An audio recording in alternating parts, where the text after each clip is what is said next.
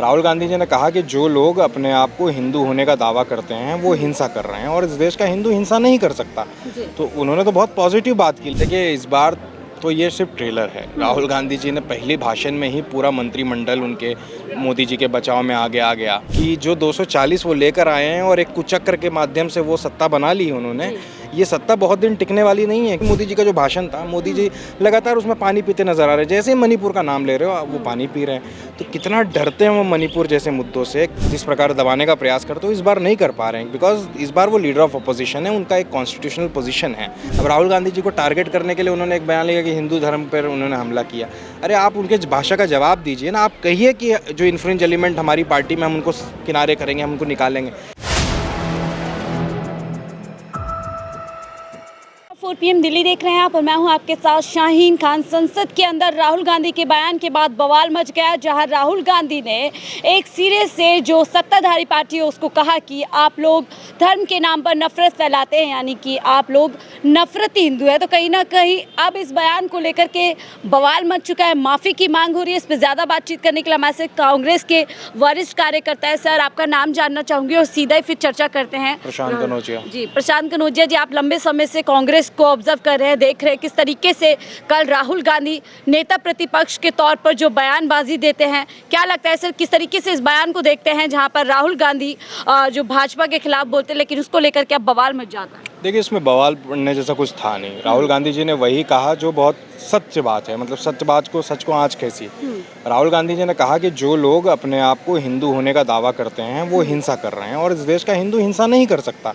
तो उन्होंने तो बहुत पॉजिटिव बात की। लेकिन भारतीय जनता पार्टी के लोगों ने क्लिप काट कर उसको किस तरीके से दुष्प्रचार करने का प्रयास किया।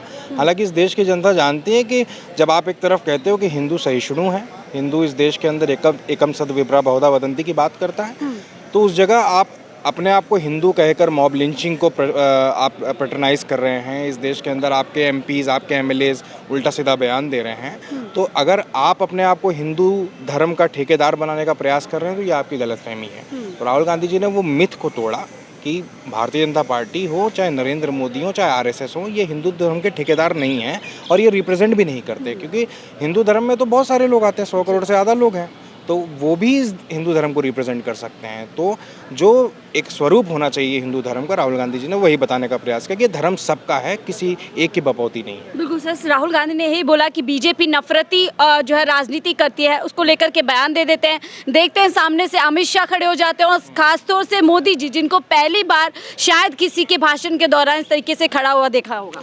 देखिए इस बार तो ये सिर्फ ट्रेलर है। राहुल गांधी जी ने पहले भाषण में ही पूरा मंत्रिमंडल उनके मोदी जी के बचाव में आगे आ गया। और मोदी जी जिस प्रकार अमित शाह और मोदी जी बिहेव कर रहे हैं, उनके चेहरे बता रहे हैं कि जो 240 वो लेकर आए हैं और एक कुचक्र के माध्यम से वो सत्ता बना ली उन्होंने।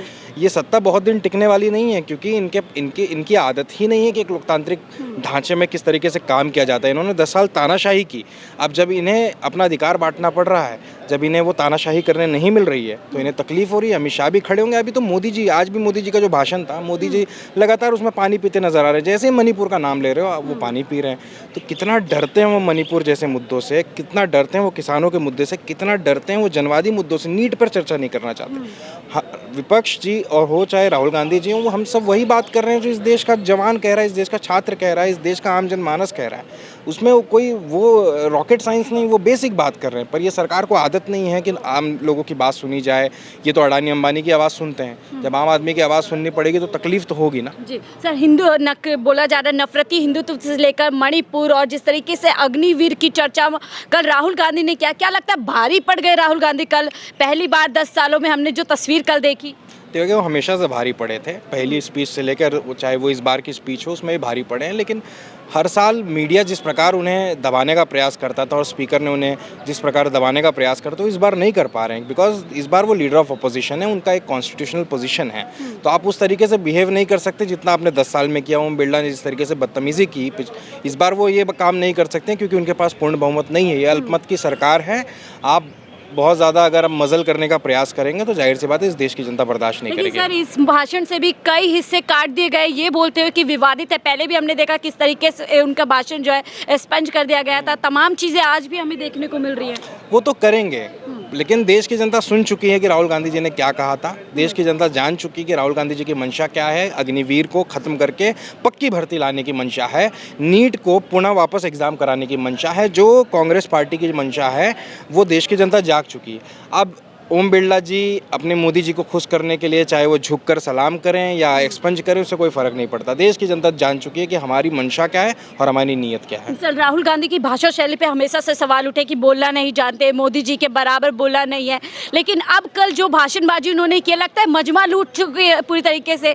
देखिए, मोदी जी बिना टेलीप्रॉम्प्टर के एक शब्द नहीं बोल सकते। राहुल गांधी जी टेलीप्रॉम्प्टर का इस्तेमाल नहीं करते हैं। तो ये बाइनरी क्रिएट करना ही बेफिजूल है कि राहुल गांधी और मोदी जी में अच्छा वक्ता कौन है। राहुल गांधी जी बिना टेलीप्रॉम्प्टर के बोलते हैं। वो वही कहते हैं जो इस देश की जनता, इस देश का आम जनमानस, गरीब कमेरा वर्ग कहता है। वो जिन लोगों की बात सुनते हैं उन्हीं को उसी तरीके से रॉ माध्यम से वो सदन में बोलते हैं। उनको वो कोई टीम नहीं बैठी है कि कोई टेलीप्रॉम्प्टर पे लिखेगा। तो जाहिर सी बात है वो बहुत अच्छे ओरेटर हैं। मोदी जी उनके सामने कुछ भी नहीं है। मोदी जी तो बस, अगर आप मोदी जी का टेलीप्रॉम्प्टर बंद कर दीजिए, मोदी जी एक शब्द नहीं बोल सकते। सर, हम हमेशा देखते थे सदन के अंदर जब भी राहुल गांधी बोलते थे स्मृति ईरानी खड़ी होती थी, लेकिन अब उनकी जो भूमिका में उसमें जो है कंगना रनौत नजर आ रही है। कल भी कोशिश की उन्होंने काफी कुछ। स्मृति ईरानी तो कुछ बोल भी लेती थी। कंगना जी को तो पता ही नहीं चल रहा होगा कि वो कहाँ आ गई हैं। देखिए, अभी नई नई वो सदन में आई हैं। मैं तो स्वागत करता हूँ ऐसे लोगों को। आई हैं सदन में, कम से कम शुचिता क्या होती है, ठीक से बात क्या करना होता है, बिना गाली गलौज भी किए अपनी बातें रखी जा सकती हैं। इसकी ट्रेनिंग तो उनकी इन 5 सालों में ज़रूर हो जाएगी। हालांकि मैं उनसे बहुत ज़्यादा उम्मीद रखता नहीं, क्योंकि उन्हें कुछ पता नहीं है इस देश के बारे में, किसानों के बारे में, जवानों के बारे में, दलित पिछड़ों आदिवासियों की पीड़ाओं के बारे में।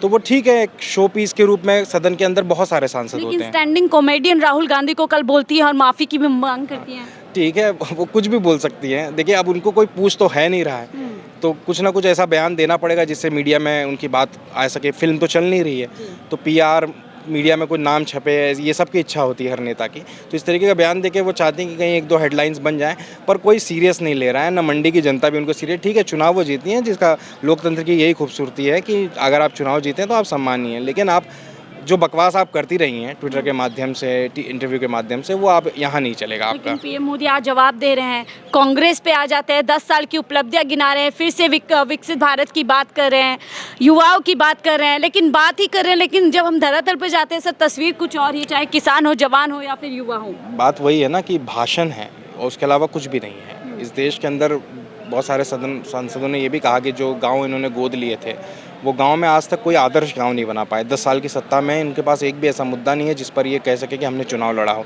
चुनाव ये मुगल, मंगलसूत्र, मछली, इन सारे बेफिजूल के मुद्दों पे चुनाव लड़े हैं।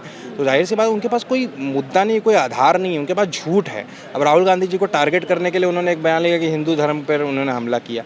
अरे आप उनके भाषा का जवाब दीजिए ना। आप कहिए कि जो इन्फ्लुएंस एलिमेंट हमारी पार्टी में, हम उनको किनारे करेंगे, हम उनको निकालेंगे। यही खूबसूरती होती है सदन के अंदर, एक बहस होनी चाहिए। पर नरेंद्र मोदी जी को आदत नहीं है। जब भी वो गुजरात से लेकर मुख्यमंत्री से लेकर प्रधानमंत्री तक के सफ़र में उनके सामने कभी एक स्ट्रांग अपोजिशन नहीं रहा है। तो पहली बार है, तो जाहिर सी बात उनके लिए चैलेंजिंग होगा। लेकिन बोल रहे हैं कि 3 बार कांग्रेस की लगातार तीसरी हार है, तीसरी बार भी 100 से पार नहीं जा पाई कांग्रेस। देखिए, कांग्रेस जरूरी नहीं है, संविधान जरूरी है। कांग्रेस तो महज एक पार्टी है। जिस प्रकार इनके सांसद कहते थे हम संविधान बदल देंगे, वो अब नहीं बदल सकते। ये जीत है, बहुत बड़ी जीत है। 140 करोड़ लोगों की जीत है। क्या 140 करोड़ में कांग्रेस पार्टी नहीं आती? क्या इस 140 करोड़ में आप, मैं, सभी लोग आते हैं।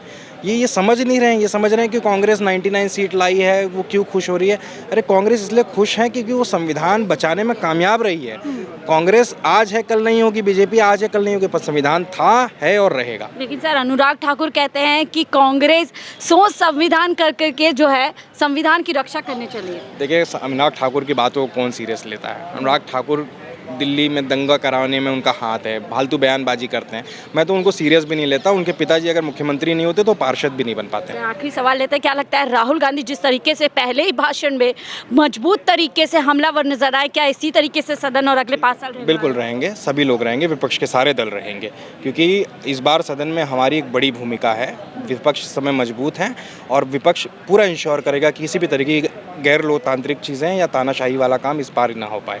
बहुत बहुत शुक्रिया सर हमसे जुड़ने के लिए। तो कांग्रेस के राहुल गांधी के बयान पर हम चर्चा कर रहे थे, जिस तरीके से उनके बयान को लेकर के जो घेरना शुरू कर दिया है। आखिरकार कैसे एक पार्टी को हिंदू विरोधी कहना, या फिर जिस तरीके से हिंदुत्व के नाम पे नफरती राजनीति की जाती है, वो कैसे पूरे हिंदुओं का अपमान हो सकता है। फिलहाल के लिए मुझे दीजिए इजाज़त। आप देखिए 4 PM दिल्ली।